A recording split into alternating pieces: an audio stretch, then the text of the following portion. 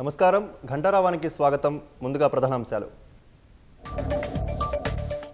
దేశానికి వెలుగులు ఇవ్వడంలో సింగరేణిది కీలక పాత్ర అన్న సీఎం.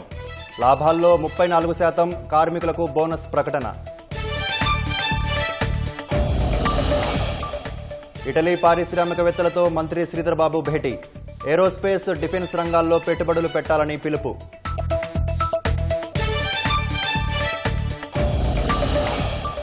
హైదరాబాద్లో 6 చెరువులను పునరుజ్జీవనం చేశామన్న హైడ్రా.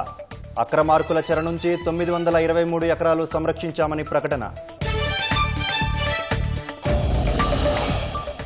నవంబర్ 5 నుంచి 15 మధ్య బీహార్ అసెంబ్లీ ఎన్నికలు 3 దశల్లో నిర్వహించే అవకాశం.